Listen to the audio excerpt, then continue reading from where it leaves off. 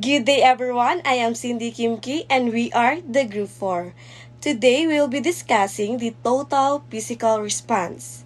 But before that, let's have a quick activity and it's called TPR Action Challenge. Today we're going to have fun with our TPR Action Challenge. So this game helps us learn action verbs by moving our bodies. Are you ready to get active? Well, I guess you're now ready. But before that, let's read first the instruction. So what we're going to do is I will call out an action and I want you to follow me and do the same thing. Let's start with something easy. Now let's start in jumping like this.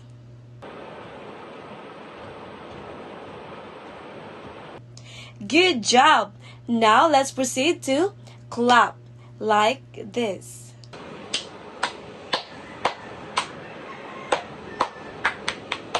Fantastic! Now let's proceed to turn around like this.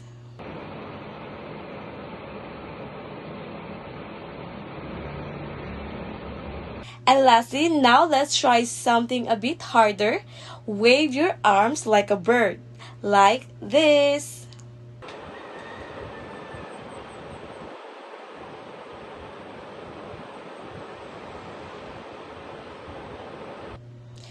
Great job, everyone! Great. Remember, the more you move, the more you remember these verbs. Let's keep going. Awesome work! How did moving help you learn? That's good to hear. Let's think about how we felt while doing the actions, okay? Thanks for participating, class. Next time, some of you will get the chance to lead and choose the actions. Can't wait to see what you come up with. Before we proceed to our discussion, allow me to give an overview of what our topics are all about. So first, we will be discussing about introduction to total physical response, the characteristic of total physical response, the application of basic principles, the advantages and disadvantages, identifying the rules of the learners, the teacher rules, and the instructional materials rules. And lastly, the conclusion and suggestions. Next is our objectives. By the end of the discussions, learners will be able to know the definitions, background, and the author who developed the total physical response or TPR, to be able to identify different characteristics of total physical response in regards to teaching or learning process inside the classroom, to be able to teach oral proficiency and basic speaking skills who can communicate uninhibitedly and intelligibly with native speakers, to be able to distinguish the advantages and disadvantages of total physical response or TPR, to be able to determine the rules of the learners, teachers, and the use of the instructional materials. So now let's define what is total physical response or TPR. Total physical response or TPR is a method of teaching language or vocabulary concept by using physical movement to react to verbal input. One best example of this method is the song Head, Shoulder, Knees, and Toes song. In this way, they will know which part of the body is the head, which part of the body is the shoulder, which part of the body is the knees and toes. The process mimics the way that infants learn their first language, and it reduces students' inhibitions and lowers stress. Because some reason at some point, they will enjoy doing it, and of course, it is learning by doing. Next is the person behind total physical response. So TPR is a method developed by Dr. James J.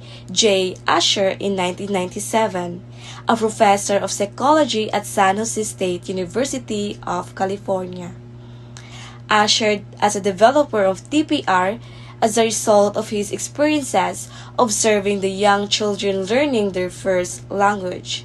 He noticed that interaction between parents and the children often took the form of speech from the parent followed by the physical response from the child.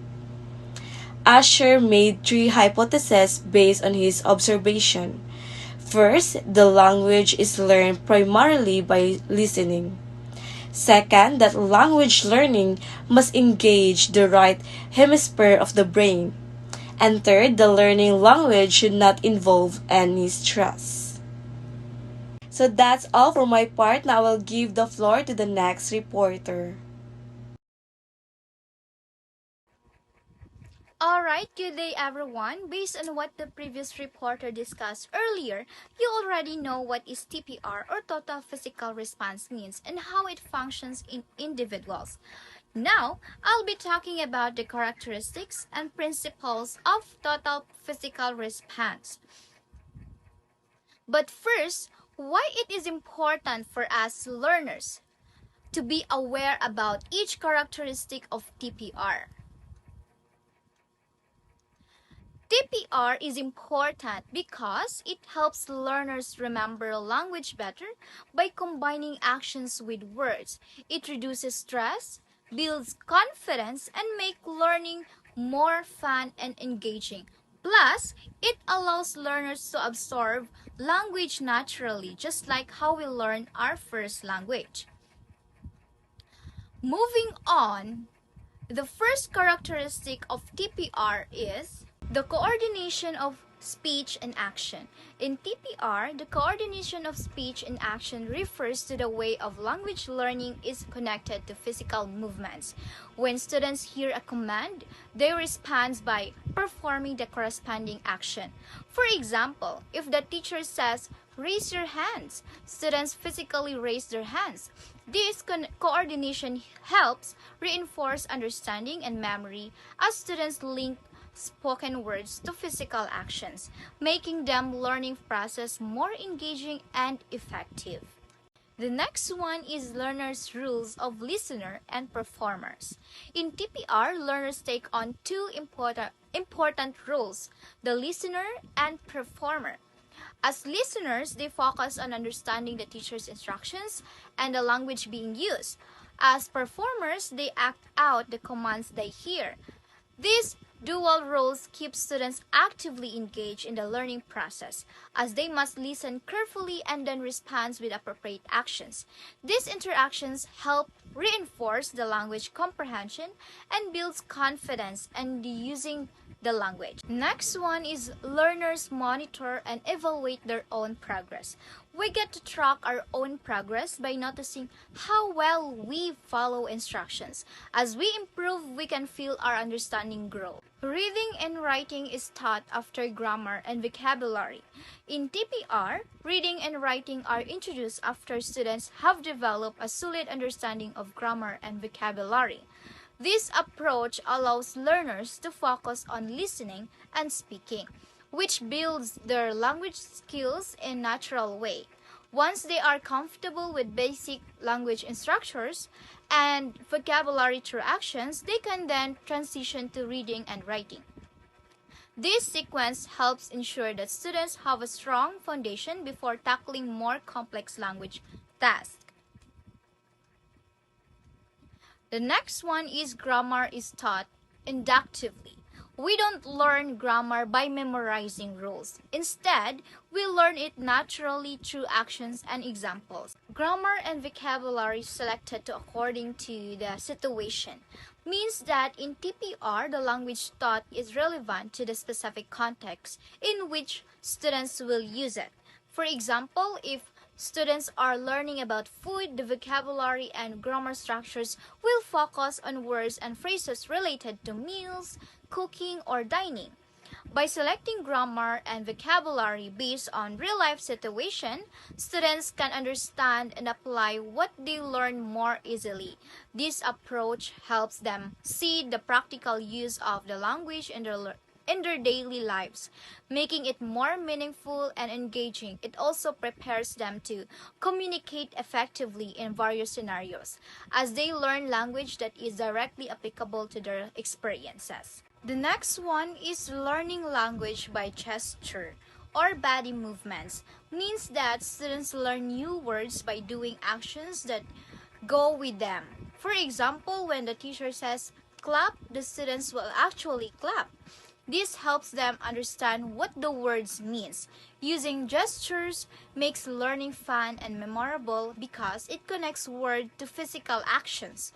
It also helps students remember the words better because they are using their bodies to show what they mean, right? Next is the teacher and the students are the actors. In TPR, both teachers and students act out commands. It creates a fun and interactive environment that boosts learning. Next one is students should be more active and talkative. Encouraging students to be talkative helps them practice using language in a fun and relaxed environment. The more they participate, the more confident they become in their language skills. These active involvements help them learn better and enjoy the process of acquiring a new language. The phrase motorist students listen, watch, imitate refers to how students in TPR learn following instructions. First, they listen to the commands given by the teacher.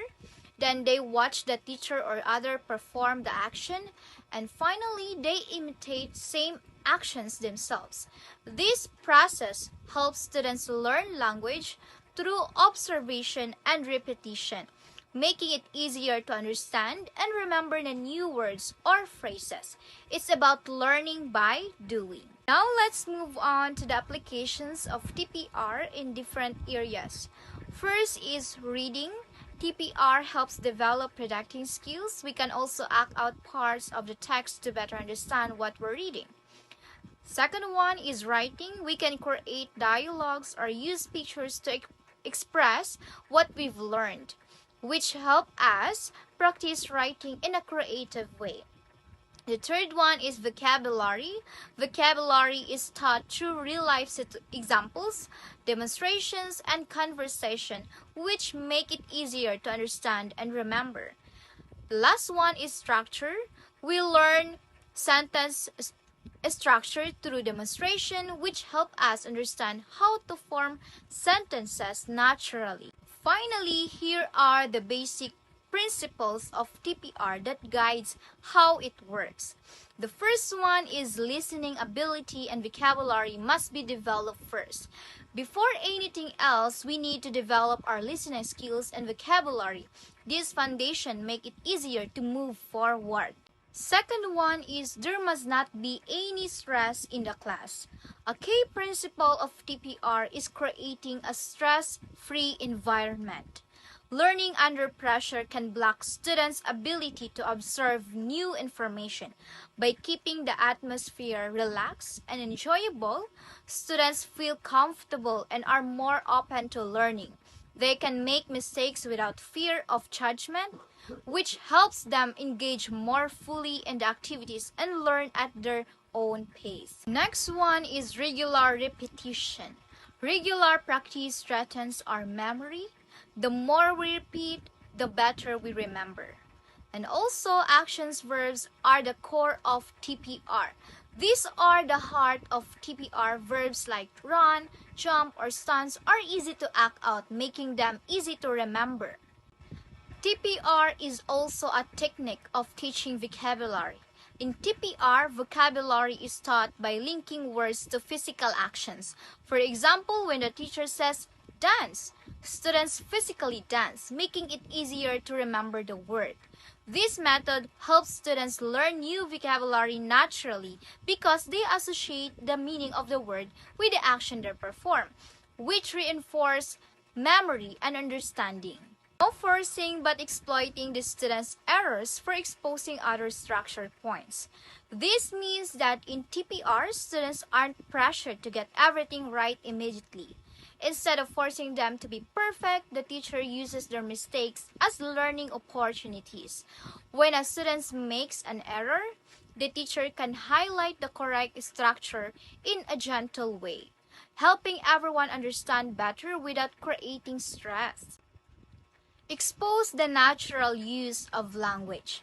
This means that in TPR, language is presented in a way that feels natural and real, like how we use it in daily life. Instead of focusing too much on rules, students see how language is not actually used in real situations, making it easier to pick up and apply in conversations. The next one is create an artificial English community in the classroom. We create an environment where English is used naturally, like an English speaking world inside the classroom. The last one is the more often we trace memory and the more intensively we repeat, the stronger the memory associates are and the more likely it will be recalled, right? So the more we practice, the better we remember. This helps us recall language easily when we need it. Alright, that's it for characteristic and principle of TPR. It's a fun, engaging, and effective way of learning a new language by combining speech with action. Thank you. Hola everyone! Now let's talk about the disadvantages and advantages of TPR. First, let's talk about the disadvantages. First advantage is fun, easy, and memorable. TPR engage students in physical activities like make um, make learning enjoyable and easier to remember because of the movement involved. Example, when teaching the word jump, teacher asks the student to physically jump, which helps them remember the word because they are directly involved in the action. Next one is good tool for building vocabulary. TPR is highly effective for teaching vocabulary, particularly action words or verb, and concrete nouns by associating them physical action. Example, to teach vocabulary like sit, stand, or clap, the teacher can ask the students to perform this action. This physical connection reinforces the vocabulary in the student's mind. Next, next meaning, uh, next advantages is facilitate meaning in real context. TPR allows students to grasp the meaning of the word phrases by connecting them to real world action, making the language more practical and relatable. Example, if the teacher says open the door, students can perform the action of opening a door, which helps them immediately understand the phrase's meaning in the real life context. So the fourth one is does not require a great deal of preparation. TPR lessons are easy to plan because they mostly involve physical action that require minimal preparation, especially for beginner. Example, teacher can prepare a TPR lesson simply by listing common classroom actions like stand up, walk to the walk to the board, and sit down without needing extensive materials. The fifth one is help students immediately understand the target language.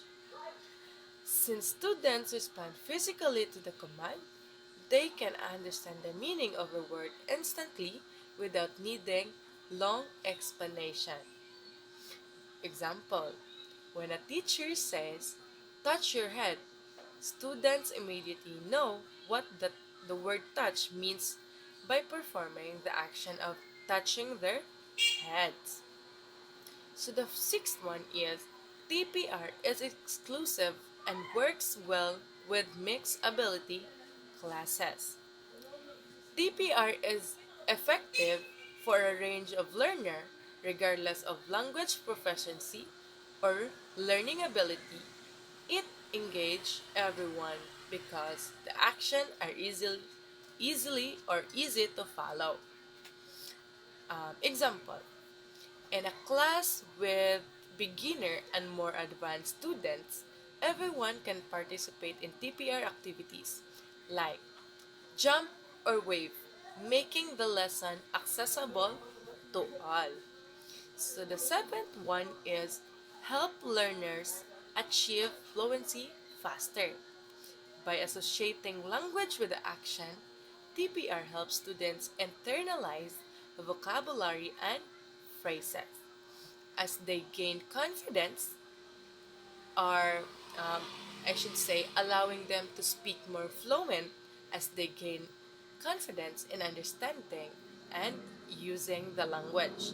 Example, after practicing, after practicing commands like run, walk, sit rapidly through the physical action, students will start using this verb more naturally in conversation. Ben- the last one is benefit struggling students. TPR is especially helpful for students who struggle with traditional learning methods. The physical involvement gives them another way to engage with the materials and understand it better. Example, a student who has difficulty in understanding language through reading, listening, alone with might grasp the meaning more easily when they physically act out or commands like stand and close the window. So, in this advantages of TPR is engaged and efficient teaching method, especially for vocabulary, creating an inclusive classroom environment, and aiding students who struggle with conventional language learning techniques. Now let's go to the disadvantages of TPR. First is students are not always given the chance to express their own ideas or think creativity, as TPR focuses on physical responses to teachers and commands. Example, in a TPR classroom, a teacher might tell students to raise your hand or point to the door, but there's less opportunity for them to creatively express their thoughts on the topic like what would you do in this situation? Second, it can be challenge for shy students. PPR involves a lot of physical movement and active participation, which may be uncomfortable for shy or introverted students who prefer to remain quiet in class. Example, if the teacher asks students to act out the meaning of the verb like jump or run, a shy student may feel self-conscious and unwilling to participate fully. So the third one is not a very creative method. Since TPI relies he- heavily on responding to command with physical action, it may not foster much creativity, particularly in more complex, abstract learning. Example, teaching vocabulary through TPR works well for action like sit or stand, but it may not be suitable for abstract concepts like justice or love, which require more discussion and creative thinking. Fourth one is overusing TPR causes someone easily bored. Repetitively use of physical responses can become monotonous and lead to disengagement, especially for older or more advanced learners. Example, for every class involves similar action like touch the table or clap your hands, students may lose interest in the learning process over time. The fifth one is certain target language may not be suited to TPR. TPR is effective for teaching verbs and concrete vocabulary, but it is less effective for language or concepts that are abstract or less action-oriented. Example: TPR works well for teaching basic action like run or jump in English, but for a language where much of the vocabulary is abstract or philosophical, it may be less useful. Last but not the least is limited since everything cannot be explained with this method. PPR cannot be used to explain all language concepts, especially those require complex discussion, grammar rules, or abstract reasoning. Example: while PPR can easily teach commands like walk to the door, it might struggle to teach advanced grammar concepts like verb tenses, where explanations and more traditional instruction are needed. In summary, TPR method is excellent for teaching basic action-oriented language through physical engagement. It has limitations in fostering activity, engaging shy students, and addressing complex or abstract language concepts. After the disadvantages and advantages of TPR, let's move on to difference between traditional teaching method with the total physical response or TPR method, which can you see on the picture above, their key differences. In traditional method, teacher-centered. The teacher dominates the lesson, acting as the main source of knowledge, wherein TPR is student-centered.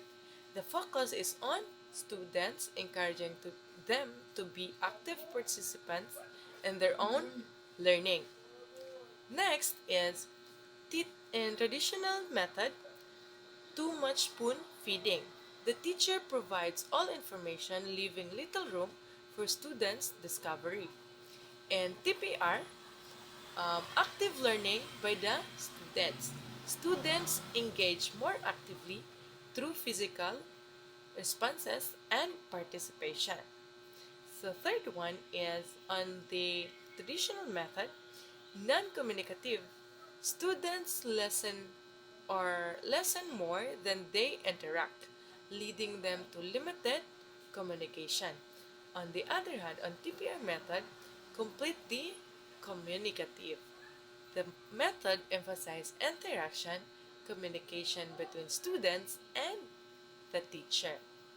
So the fourth one is on the traditional method, they focus on output based, focus on students producing correct answer without emphasizing the learning process. On TPR method, they focus on input based, emphasizes the importance of understanding and receiving input like listening or observing before output. So, fifth is neglects on the traditional method, neglects students' creativity. Little space for students to think outside the box or express their own ideas.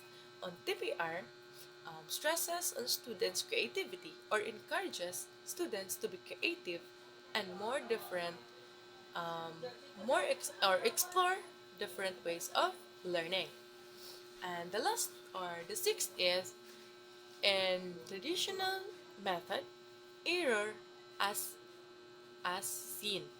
Mistakes are seen as negative, possibly causing fear or stress in students. On TPR is error is a part of studying. Mistakes are considered as natural and beneficial part of the learning process. And the seventh one is on the traditional method, teacher explains everything, often in threatening way. This approach This approach makes students passive learning and can be intimidating. On TPR side, relaxing and non-frightening. The learning environment is designed to be stress-free, encouraging confidence. So the eighth one is students are listener. They plays passive role, mm, mainly receiving information without much engagement. While on TPR side, students are actors and active participants. Students are students take an active role, often acting out and physically responding to the material.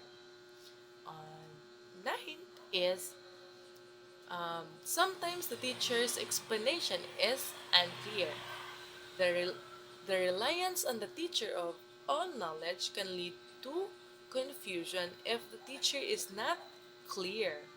So on TPR side, the teacher gives motivation and encouragement. The teacher's role is to support and guide the students rather than control them. 10th is teacher is the powerful person, or the teacher holds the authority and the students rely on them heavily for learning. While on the TPR side, teachers will as stage manager. The teacher organizes and facilitates learning activities, ensuring students are actively engaged. So, in summary, this traditional method and teacher-centered are focused on correct output, while the TPR method, student-centered learning, creativity, communication, and viewing errors as part of the learning process. So that would be all.